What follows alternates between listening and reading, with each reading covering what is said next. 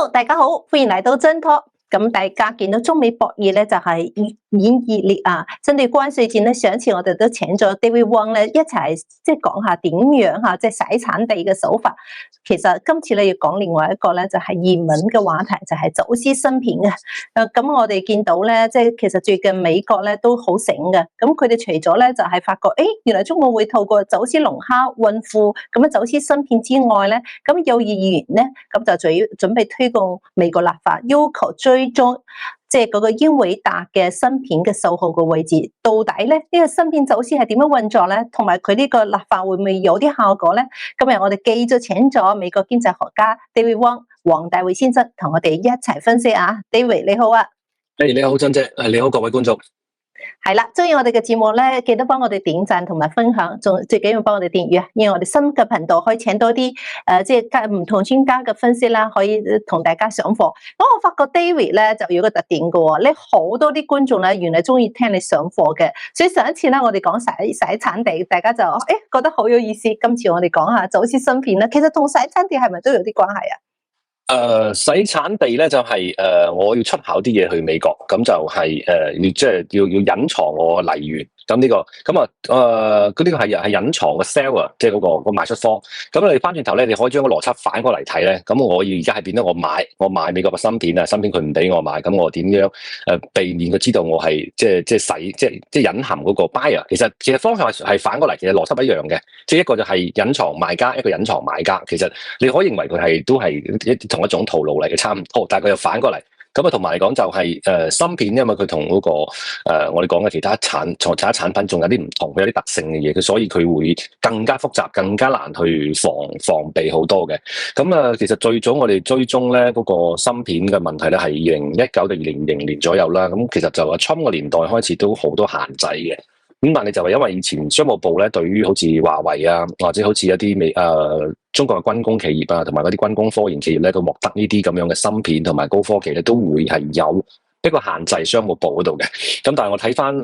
拜登到阿 Trump 嘅商務部批准呢啲實體清單咧，因為你平時如果係冇敏感嘢就唔使申請嘅，申請肯定敏感或者實體清單或者某啲敏感行業啦。咁可能就例如華為佢唔會用自己名去賣芯片，可能佢另外嗰個名叫做 ABC 或者 CBD 咁。咁你要買啲敏感嘅技術或者係我哋講嘅嘅產品或者敏感嘅一啲咁樣嘅製成品咧，佢就要經嗰個美國商務部批准。但係我哋見到係呢幾年咧，今年未睇到，因為阿 Trump 啱上嚟之前嘅商務部批准率咧88%到92%之間每年咁嘅角度，都覺得哇，其實即係你有審同冇審冇乜區別，即係買得呢啲咁嘅技術嘅人，你翻轉頭諗下，我而家要買個即係好敏感嘅技術，你覺得我係翻屋企嚟湊小朋友嚟令到佢學習好啲啊？定係可能攞嚟做 YouTube？ 冇可能噶嘛？呢啲好擺明就係做啲即係我哋講嘅比較敏感嘅，例如軍事啊，或者係一啲尖端技術嘅科研啊，或者係病毒研究啊，或者係某啲美國唔想你做嘅嘢。咁翻轉頭88%到92%嘅批准率就話我覺得毫無意義。咁所以本身嚟講就亦都係造成咗點解嗰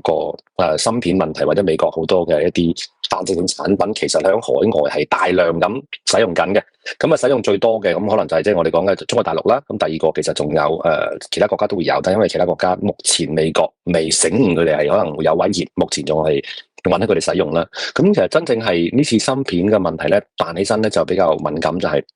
就年初嘅時候。今年年初嘅時候，就係1月份咧，咁就有個梁文峰啊，中國廣東湛江人，咁佢突然間就搞，即係突然間一個人標出嚟，就話做咗個啲係啦，冇錯。咁好莫名其妙爆出嚟，跟住佢吹水就話自己使咗幾百萬美金就搞出嚟啦。咁就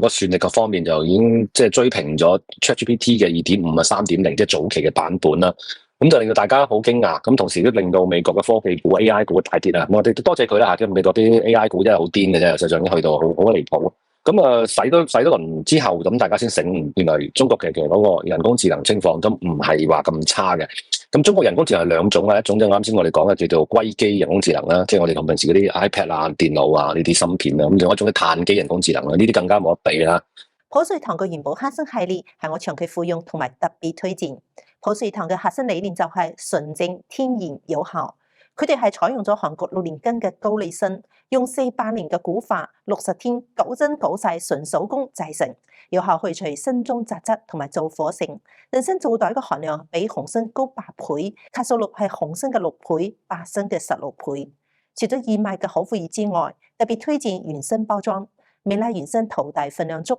根須完整賣相好，採用咗獨立真空包裝，食起嚟好簡單，一味開就食得。口感好似係果丹皮，而且用野生蜂蜜調製，有好濃嘅人參味道，回味無窮。一斤人參嘅效力等於5至6袋口服液，可以分幾次服用，適合任何體質嘅人，一年4季都可放心使用啦。另外，普瑞堂100%嘅純素植物魚油，對提高免疫能力、消除疲勞、清血管、降三高同埋膽固醇都好有幫助。有需要嘅朋友可以點擊視頻下方嘅鏈接，輸入我嘅專屬優惠碼LZ2023，就可以享受全球免費嘅郵寄啦。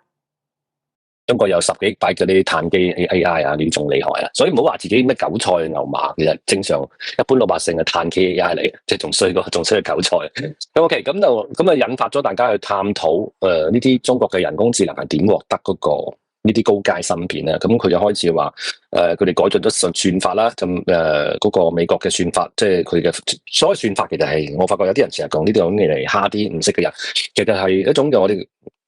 計算方法，或者係設計程式，或者我哋講嘅叫做以前香港最興講嘅咩方程式差唔多嘅嘢，係種方法論嘅啫。咁你認為改進咗方法之後咧，就可以令到佢用好少嘅芯片，唔使大量投喂啦。咁之後又激烈討論啦，又話會唔會係佢用嗰個叫釣魚法，即係佢用個釣魚竿就釣響你自己釣魚嘅桶入邊去釣，或者魚塘入邊釣，咁所以佢獲取魚獲嘅容易啲。咁呢個我覺得都唔需要去花時間去諗。最問題就係關鍵一點就係睇翻 NVIDIA 響全球高階芯片入邊有一個國家係一枝獨秀嘅，就係新加坡。新加坡係賣咗NVIDIA 嘅高階芯片18%啦，即係我哋成日都講啲幾百萬人口嘅地方，係咪天氣平均嚟講32度以上，咁人均買咗大概超過50張芯片喺屋企一齊煲電腦嘅時候，係咪煲熟咗自己咧？即係你諗下，新加坡咁熱嘅天氣，你知唔知可能好多唔清楚咩高階芯片咧？我自己最近整緊嗰個，即係自己整一部 AI。一個芯片嗰部機成1000瓦，咁你翻轉頭，如果10塊芯片10000瓦，咁你諗下屋企擺個咁嘅嘢，你唔碌熟我咩？咁可能你擺個地方服務器，咁你都好明顯會耗電。咁新加坡電費又唔係平，亦都唔係一個即係耗電產能嘅工業園區，咁所以好明顯咧係新加坡成為一個中轉點啦。咁喺抖音入邊啊、TikTok 入邊咧，我見到都好多中國啲叻唔切嘅人，或者我走咗批。嗰啲芯片啊，俾嗰個響 NVIDIA 買翻嚟係啲高階芯片，即係唔係平時屋企嗰啲顯卡好大部嗰啲 H100啊、200嗰啲咁巨型嗰啲，即係用嚟運算 AI 同埋推算服務器呢部分芯片啦。咁好啦，咁就而家呢件事就好明顯，就話中國係一直喺度得到呢啲嘢啊。咁今日我哋就試下就比較系統性咁講係，即係中國大陸係點得到 NVIDIA 呢啲設備，即係呢個係一個非常大嘅產業嘅人工智能芯片嘅走私啊。即係，因為佢比走私，即係我哋講 cocaine 啊、芬太尼啦，咁同芬太差唔多，都好安全。你相對嚟講係佢會難去捕捉嘅。咁我先講即係今日個話題先啦。咁就係睇翻上個月啦，你見到我哋節目上期都講過啦 ，NVIDIA 嗰個皮褸佬啊，黃仁勳就去北京啦。其實好敏感嘅，啱啱美國先即係叫佢唔好亂賣芯片，佢走去北京。咁傳遞一個明確嘅信號，就係呢家全球領先嘅人工智能芯片製造商係堅定不移咁服務中國市場。嗱，呢樣嘢就睇清楚，即係你即係唔好聽佢講咁多嘢，但係即係喺如此敏感嘅時間，佢就親自到北京，而且佢冇着皮褸着西裝嘅嚇，咁呢個好明確嘅信號。唔係你知道。嗰個 JD Vance 成日講啦，你咪着西裝，你都冇着西裝去白宮，但係你着西裝去北京啊，咁堅定不移咁佢係堅定不移服務中國市場啦。咁當然美國嚟講係唔想咁樣做嘅，因為去北京之前幾日非常敏感，啱先出台嘅新嘅管制措施，實際上係禁止咗啲公司向中國出售嘅 H20嘅嗰個GPU 嘅。咁過去幾年其實美國一直試圖通過控制呢啲先進嘅半導體，我哋講嘅即係 chipper 啦，或者叫做芯片啦，咁就係獲得渠道，或者晶片啊，即係唔好似有啲人叫晶片嘅芯片啊，唔同地方講法。咁獲得係嗰個叫障礙，本身嚟講就障礙，即係其他競爭對手獲取呢啲咁高階嘅人工智能嘅芯片啦。咁呢啲人工智能處理器咧，咁佢性能處於兩方面，一個我哋講計算能力咧，即係芯片處理速度；第二個叫內存大寬啊，我先講講呢兩個，即係大家其實有時了解下都好嘅。計算能力即係有時計算能力呢樣嘢咧，就係即係你要運轉能力，即係話你要1秒鐘運轉幾多次咧。第二個就係大寬，即係意思話你處理嗰個移動嗰個數據速度，呢樣係非常重要嘅。呢樣嘢好奇怪，我睇少佢。實際上而家其實其他國家做得唔係咁好，相嚟講係美國有時要 NVIDIA 做得比較相當好嘅。咁2022年咧，其實就10月份拜登開始係禁止咗中國係喺呢個方面係即係越過門檻，佢唔准佢買佢太高階嘅芯片。咁當時係NVIDIA 推出咗一個回應啊，佢推出一種叫做 H88芯片，即係美國係嗰啲A100啊、A200呢啲，咁可能佢專門推一個即係低階少少嘅 H88，就意思話將個芯片嘅效能降低啦，咁就專門為中國製造嘅，咁係降低喺呢一年之後咧，就美國再收緊，咁啊禁止計算能力過強嘅芯片，無論大寬或者內存點樣好，跟住就係 NVIDIA 咧就係出一種叫做 H20，咁呢度咧我具體我有個其實我有一直都有個疑問。其實佢將一個高階芯片，稍為佢封存部分嘅運存能力，或者將個大寬縮少，或者佢用辦法物理性封死佢。咁只要去到中國之後，即係難聽講實話，你就知道邊個位置，即係整翻開佢，咁可能應該講係可以恢復翻佢個算力嘅。所以其實我覺得呢個咁嘅限制咧，其實係好，即係我感覺佢係唔係好靠譜，因為翻轉頭，呢個我覺得係即係啱啲我哋講翻，其實呢樣嘢係好有問題，因為黃仁勳嘅態度好明顯，阿 Trump 係禁止佢買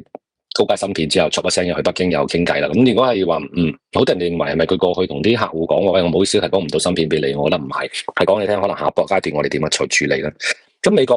而家目前唔知你講政府麻煩邊度咧，就係呢啲受限制嘅英偉達嘅芯片咧，其實不斷咁流入去中國嘅人工智能開發商入邊嘅。咁而家嚟講就我哋今日就專門係講點樣規避呢條咁嘅供應鏈啊，即係亦都係一種叫做即係應該講係一個好大嘅產業。咁第一個咧，第一個方法就係佢唔走實體芯片。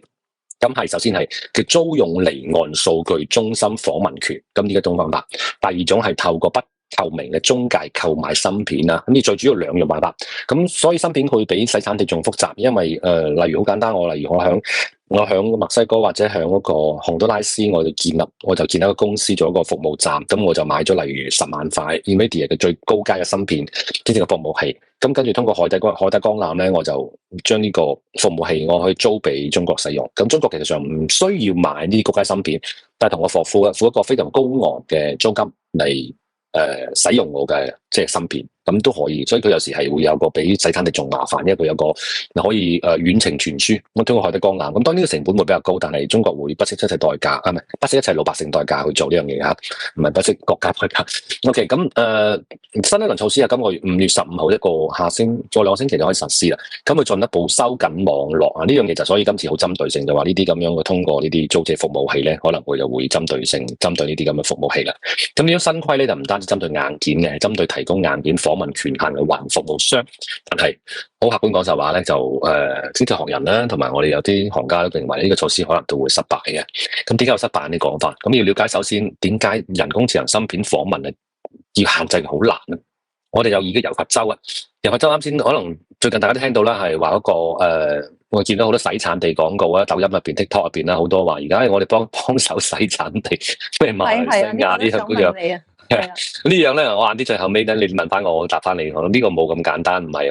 話咁你睇到咁簡單，呢個仲有啲古怪嘢嘅。我話啲最後答翻你啊。嗰先講翻呢個柔佛州喺馬來西亞南部啦，咁係做棕櫚油嘅橄欖油嘅。咁呢個園區咧同新加坡好近。啱先我哋講咗啦，咁即係啲芯片其實就擺18個高階芯片賣俾新加坡啦。咁新加坡其實佢肯定唔係自己用啦，一部分就賣，即係絕大部分賣俾中國嘅。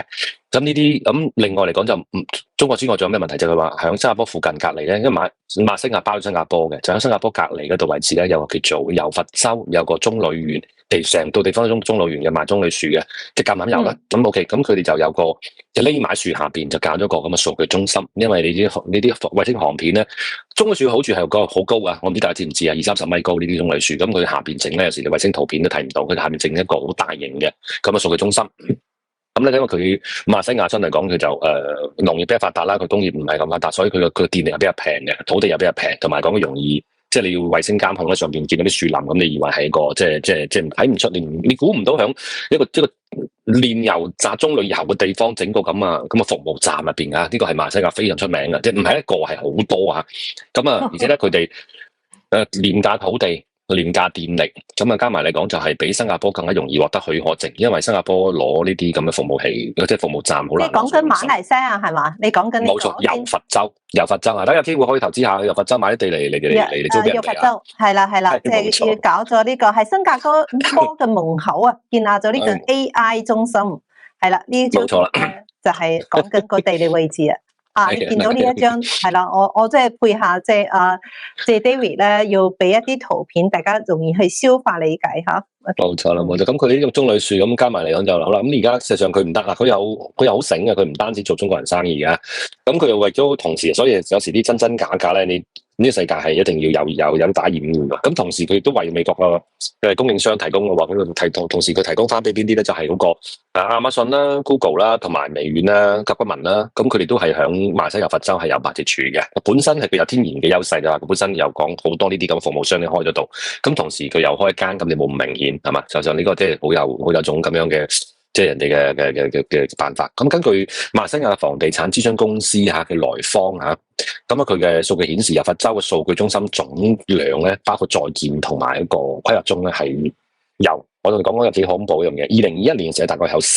兆瓦嘅，咁佢去到2024年，即係上年已經去到1500兆瓦，即係增加咗150倍。即係2021年到2024年，即係原嚟喺2021年就已經有呢啲亞馬遜啊、Google 啊、微軟啊、甲骨文度噶啦。咁但係因為嗰個2022年嗰個拜登開始限制呢啲芯片咧，咁就中國大陸就開咗好多呢啲咁樣嘅，即係有乜需求啦？邊個開我哋唔重要，但係呢啲係服務於中國大陸嘅，係由10兆瓦升咗1500瓦，即係話短呢3年時間，由於美國嘅限制之後，佢喺嗰度係增加咗150倍嘅投資量，嗰個我哋講數據中心總用量又幾厲害。咁柔佛州係由江南翻去中國大陸嘅，咁佢就係進入中國提供個好便捷嘅後門，尤其是嗰個周受資啦，記得當時就上國會話問佢共產黨員，佢話唔係嗰個啦。咁周受資佢嘅數據中心就係響柔佛州啦。咁馬來西亞咧係主要租賃呢啲嗰個雲端芯，即係個雲服務嘅。咁所以佢係，因為佢係馬來西亞好容易獲得呢啲芯片嘅，啲芯片係唔需要，即係而家仲方便係點咧？啲芯片都唔使話再經馬來西亞走私翻中國大陸，直成就喺馬來西亞度就建一個咁樣嘅數據中心，跟住中國大陸就拉佢哋江南過嚟，或者係利用翻網絡嚟講就接翻佢，咁就咁處理好晒。咁加埋人工又平，地租又平，同埋一個即係電力又平，咁你又亦都冇一個安全隱患，所以就係變咗嚟講就係中國大陸仍然係好容易去獲得呢啲咁嘅算力或者係嗰個即係NVIDIA 嘅人工智能嘅處理器。咁而且而家我哋見到咧就我根據我問嗰下咧就係而家馬來西亞柔佛州嘅律師即係辦公司同埋啲會計師講，而家係中國公司係非常之多呢啲響當地設立嘅子公司嘅。咁我話佢哋表面上喺個學咧，就係一間同馬來西亞合作，甚至係啲馬來西亞嘅一啲人嘅空護照。我唔知唔知道馬來西亞空護照係有得買，因為馬來西亞係相對講係你可以買個，即係我唔知大家知唔知係有，因為我以前有朋友做呢度嘅。你可以直情就自己做個人出嚟嘅，即係馬來西亞可以名都換埋，即係好似我而家我叫David Jun Wong 咁樣，我就可以直情換一個名叫做例如Maysabella 咩巴拉巴拉咁，跟住我就喺馬來西亞自己做一個戶口出嚟，做一個就再轉口公司，再去提供呢種服務。所以呢個係馬來西亞成為一個中國係嚴格講係一個即係繞開Trump嘅嗰種制裁非常之好辦法。但係目前嚟講就美國就係曾經係要求嗰個馬來西亞去檢查，但係馬來西亞講咗好多次話我哋嗰個。我哋係嚴格遵守美國嘅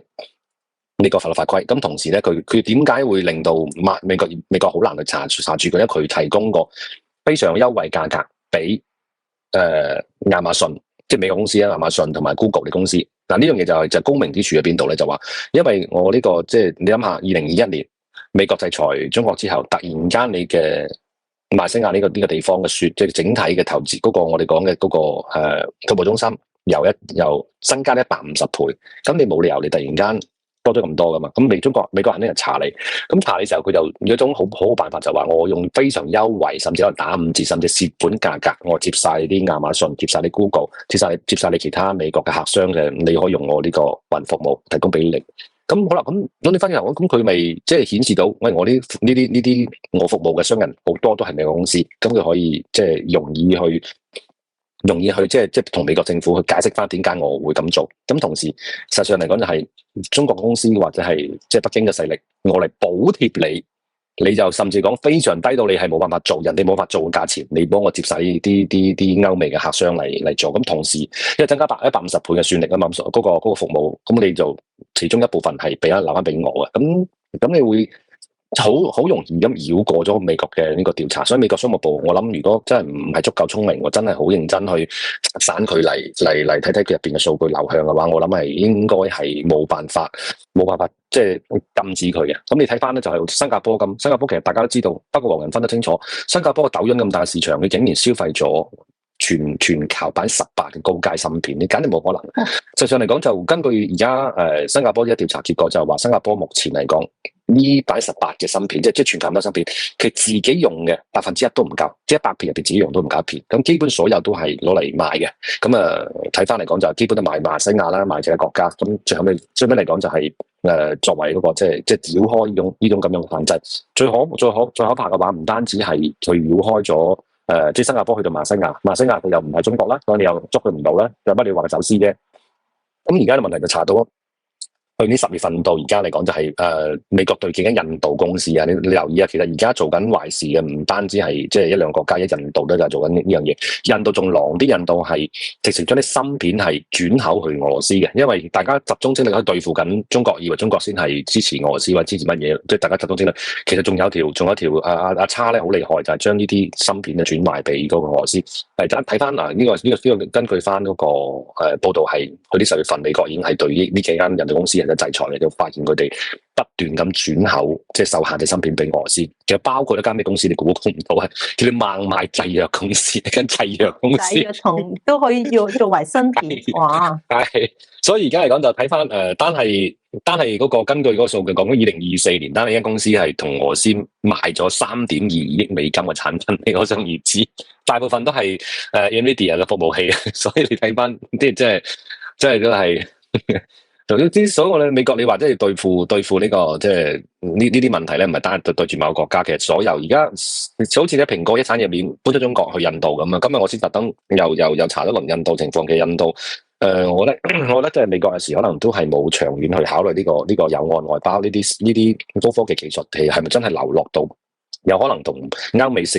會敵對國家，因為印度其實唔會話同中國大陸有好差距好遠嘅，佢過去中國大陸係中央集權嘅官僚社會，印度係一個即係宗法體系嘅咁樣嘅，都係一種比較宗教體系一個咁樣嘅，都唔係一個民主社會，所以佢哋嗰種生活習慣或者我哋講響做生意上契約精神嚟講，都係會差好遠嘅。咁而家如果將蘋果產業鏈搬去印度同埋原來喺中國富士康，其實我覺得個區別未必話咁相到咁大，可能即係美國又係捉蟲執自己度啫。咁加埋你睇下做製藥咁啦，即係全球隻公司好驚印度，印度自己政府宣布藥物係冇研發嘅專利㗎，即係任何嘅藥物喺印度都可以生產。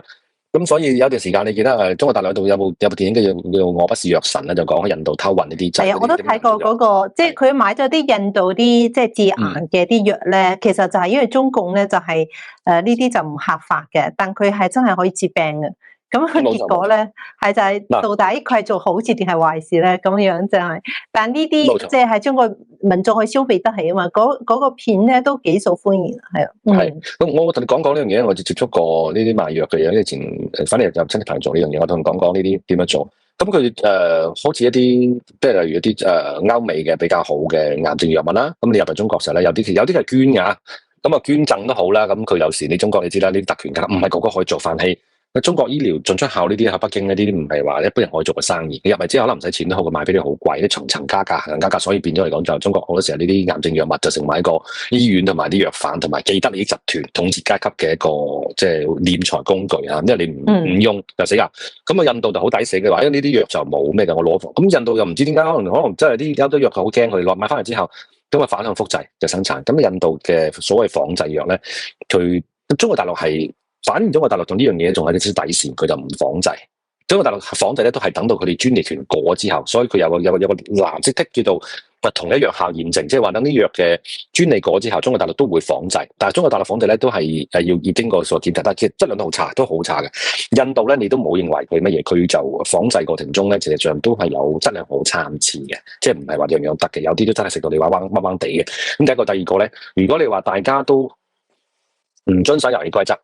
咁啊，中國叫做偷偷地仿製，咁啊，高價嚟賣，就即係嚟壓榨呢啲消費者咧，係好唔人道啦。咁啊，印度另一種唔人道就係話你完全唔尊重別人，唔尊重別人嘅知識產權。咁你問題就話，如果係全世界都咁搞，個個都生產呢啲咁嘅仿製藥，完全係即係你濫做，有質量監管唔到。第二個又唔尊重我知識產權，即係我花好多錢10億嚟生產隻藥出嚟，咁你就買盒翻去反向研製，跟住就賣出嚟。喂，大佬啊，我俾你玩晒，咁就以後就冇人夠膽去再抌錢去做呢個研發嘅。其實如果從中長線全球嚟講咧，就係會對醫藥界係毀滅嘅。即係我發明一樣嘢出嚟，人哋係完全唔尊重你，直情偷過去用得甚至可以買仲平過你。佢生產成本仲再低啊嘛，佢生產成本低好多啊嘛。就算你美國嘅藥廠生產一粒可能1蚊美金，佢可能1毫子美金，咁所以會令到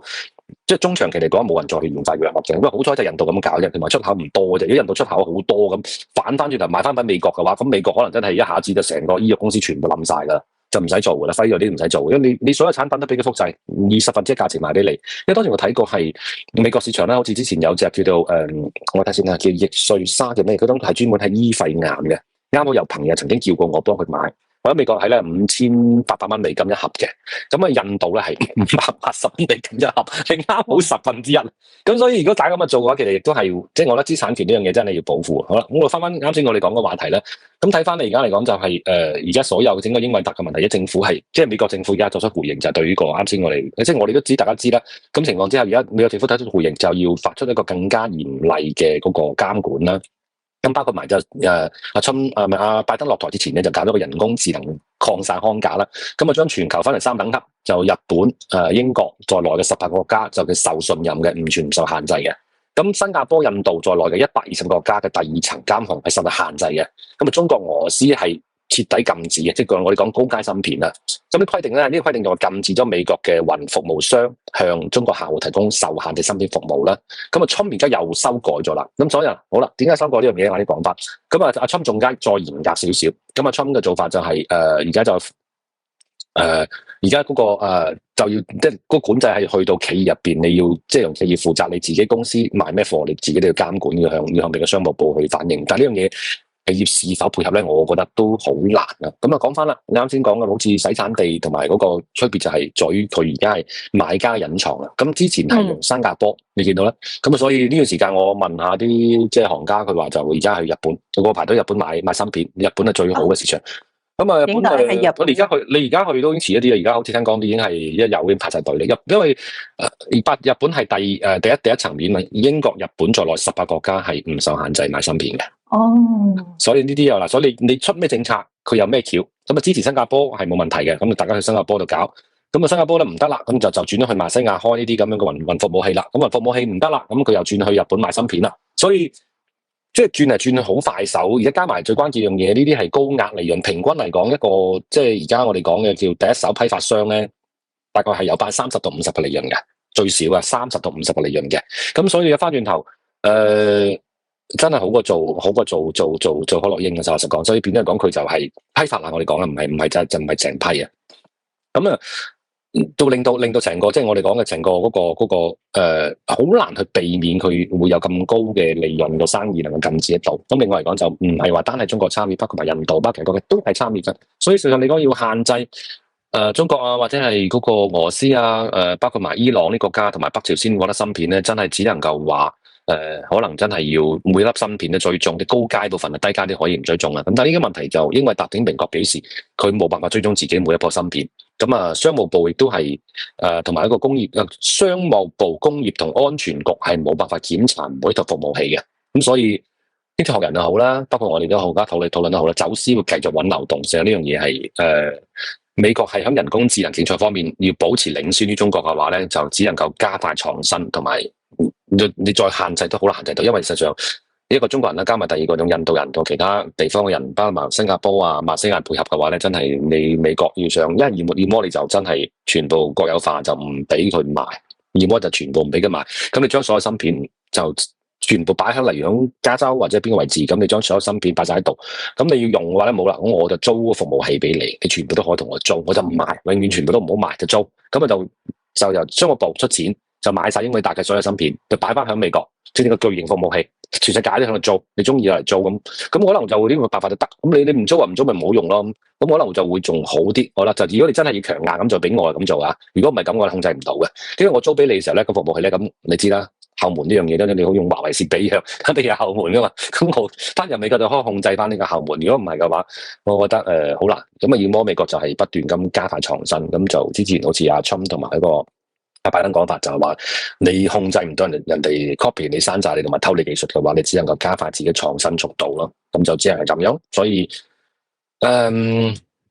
所以都唔好高估美國能夠喺呢方面，即係等真係可以限制到中國或者係俄羅斯啊呢啲個國家嘅得到芯片。尤其中國嘅人工智能方面，的確係一個好大競爭。不過好處就係佢嘅人工智能呢，到目前嚟講仲係擺響即係喺度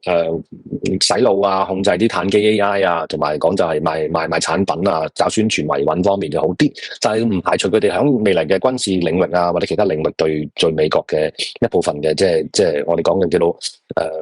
ideology subversion， 即係個之前太顛覆，尤其是抖音呢部分啊。所以你睇翻美國針對翻中國嘅好多政策咧，其實係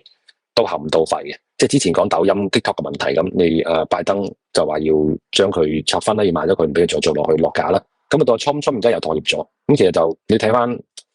即係北京好叻一樣嘢叫侵沙子。你話 TikTok 純粹係精神鴉片咧，佢又唔係。有好多我有時我都睇下有啲好高質量嘅創作者入邊做啲好好嘅節目。咁可能永遠侵沙嘅。咁有啲好，有啲壞差唔多。即係有啲馬來西亞嘅中女園入邊嘅服務器啊，係咪？有啲係為 Google 服務，有啲係為北京服務嘅，係。係啊，即係呢一個咧，即係證明而家點解美國會出題咁多壓制性嘅，即係圍堵中共嘅措施咧？因為的確係下邊仲有好多嘢，即係暗湧係即係繼續噶。咁我哋都係大家就我覺得對於觀眾嚟講多啲知識咁即係了解成件事嘅發展咧，係有啲幫助吓。咁最近咧，你見嗰度我見到最近就即係大紀元嗰度有個報道就係講緊。即係其實佢哋係發覺喺大陸啲抖音啊或者社交媒體嗰度已經係有啲教你點樣去洗產地㗎。咁因為佢當洗產地嘅廣告就話好多啲外貿公司都係報告點樣轉好貿易啊，呢個就係行業嘅趨勢。咁點樣操作仲教埋你，咁係點樣做咧？呢度咧就講緊即係一個係將馬來西亞嗰度運到去嗰邊嘅換賣標籤，換賣深圳即係偽裝成第三個產品銷咗去美國。咁即係我哋見到而家即係 Trump 同各個國家仲喺度傾緊啲談判嘛。但係如果佢哋洗產地用中共呢一種各種手段嚟去做嘅話，咁你覺得係咯，即係呢啲談判嗰度會唔會都係有啲挑戰㗎？其實咧就之前上次我同你做個節目咧，就因為我哋要用翻一個沿用翻普通嘅講法嘅洗產地啊。其實我呢個節目你認真聽落去咧，我哋唔係講洗產地，係講嘅洗雲丹。洗雲丹即係洗產地入邊最高階嘅玩法，洗雲丹嘅。咁咧就係洗產地，其實已經係90年代開始已經有噶啦，即係全世界都其實啲好流行嘅樣嘢嘅。咁呢樣嘢亦都係講係即係你客觀實話，就北京嘅戰略係非常之高級嘅。即係佢突然間，即係呢樣嘢大家都知，洗產地其實就可能只不過係。即係洗雲丹冇咩人知啫，啱先講。因為洗雲丹點解冇咩人知道？佢係需要國家配合，國家層面配合。你係空單話發咗去匈牙利，匈牙利海關又係真係要承認你張空單徵埋稅，你冇嘢徵稅㗎，你純粹冇嘢徵稅，夾硬徵稅，咁啊再夾硬即係扮晒嘢，拎張紙走到去西班牙，西班牙又要海關認你都爛紙，話張紙係值幾錢，吸多個章。接埋徵稅，所以呢個係需要國家層面嘅配合，就需要匈牙利啦、西班牙啦、越南呢3個國家配合。咁中國政府梗唔使講啦，4個國家配合啦，咁先做得到嘅。呢個唔係普通洗產地。洗產地啱先佢講嗰種方式係自己我哋3個朋友都可以自己做嘅嘢，就通過各個國家，因為佢真係將啲貨運過去，成本又高，第個時間長。但睇我最近呢段時間馬來西亞其實已經嚴查緊嘅，係爛咗嘅。佢所謂嚴查馬來西亞，你知道啦，馬來西亞講嘅嚴查咩意思？即係話money talking 嘅到嚴查嚇，你明白？佢嚴查一個即係一種茶嚟㗎，即係我哋咁飲茶咁。佢表示我知道㗎啦，我知道而家查緊，但佢點樣查咧就money talking 啦。咁所以咁馬來西亞好出名呢樣嘢，因為第一日有機會馬來西亞發展可以揾我好多馬來西亞朋友，同埋好多係嗰啲皇室啲人啊。以前我喺馬來西亞關係還可以。咁好啦，講翻轉頭，我了解佢哋玩法就係咁。咁點解突然間去講呢樣嘢咧？其實呢樣嘢好嘢，就聲東擊西一種非常之好嘅情報戰略。佢就擔心，好似我哋成日講洗雲丹呢個聲音成為主流。我就吹一輪俾你講啊！呢啲洗產地懶新奇咁，吸引你啲目光過去睇啲無謂嘢。跟住嗰時馬來西亞又話我查緊啦，嚴查緊啦，money talking 緊啦。咁你大家咪將啲注意力全部對得落去睇呢啲咁嘅嘢。馬來西亞根本同馬來西亞冇關係，人哋係走中歐鐵路上去匈牙利、西班牙，再轉越南、馬來西亞再走。你捉到馬來西亞、越南嘅時候，已經係最後一站啦。你捉唔捉都冇用，上一站係西班牙，再一站之前可能係咩斯洛文尼亞、Slovakia，跟住講嗰啲嗰啲咁嘅斯拉夫語大雜國家，轉7-8個，呢一個轉運單係冇成本嘅。關稅歐盟入邊關稅好少嘅，你冇留意歐盟入邊冇關稅，即係匈牙利嘅貨去 Slovakia， 再去嗰個奧地利，再去德國咁轉一圈咧，唔好意思係冇關稅噶，你唔好忘記啊！即係話你一查到馬來西亞運單，你眼都擎埋，呢嚿貨響西班牙之前仲經過26個歐盟國家，咁係咪你26個國家都查一次佢點嚟咧？冇可能噶嘛，你明嘛？咁佢呢個成本先低，一種運單咁樣，佢都快遞費咁寄，揾個快遞小哥開住部車咁樣轉26個國家翻轉頭，海關全部執晒章。咁你出嚟之後，你查呢件貨邊度嘅？你點查邊？我問下你，咁仲咁轉法，仲翻轉頭就轉一陣4次，洗運單先高級嘢，佢唔想你放呢樣嘢，係所以拋出嚟。即係好似啲壁虎啊，beef 啊，佢哋尾巴斷出嚟俾你睇睇，你以為懶醒，哇！一條尾巴跳，我跳下捉佢咁，結果真正嘅肉身就已經係通過洗運單方式走咗去，所以呢個係人哋高明嘅地方。所以翻轉頭你睇下而家係咪冇貨賣咧？唔係啊，呢段時間又可以有貨賣啦，亦都有好多辦法嚟做。所以聽講啊，反正就而家中國大陸過嚟呢邊嘅運費就貴少少，唔貴好多，同埋依然係當然單落少咗好多，係美國政府落，咁美國啲商家落少，但呢段時間開始落翻單啊，因為之前就好似 Costco 啊、Target 啊嗰啲 Walmart 啊就即係比較狗屎咁啊，就話你將呢啲關稅啃咗佢啊，咁中國大陸啲廠商就哇睇得百幾點啃啊，你唔一做唔做算我唔做咁，而家問題就係而家價都照做，又開始恢復翻啦，所以。唔好即係認為咁簡單，你睇到嘅嘢係被即係一句話，你睇到嘅嘢係被看到嘅。同埋上次我哋節目唔係叫洗產地，而家講嘅洗運單，呢個係需要好高級別嘅運作嘅，好高級別嘅運作嘅，係啊，所以呢樣嘢就係 OK。咁我哋下次睇下啲觀眾有咩問題或者咩，多啲留言俾我哋，到時同阿珍姐講講，我哋再匯總一下，定期覆一覆各位嘅觀眾嘅提問。係，好啊。咁啊，都多謝 David 啊，咁就專業嘅分析，中意我哋嘅頻道記得幫我哋點讚同埋分享。如果大家聽晒阿姐 David 嘅即係節目啦，因為我哋都係留一啲空位問啊，就係幫我寫個1啊。咁多謝各位啊。聽晒就唔使寫啦。OK，聽晒就自然知噶啦。OK，好，拜拜。拜拜。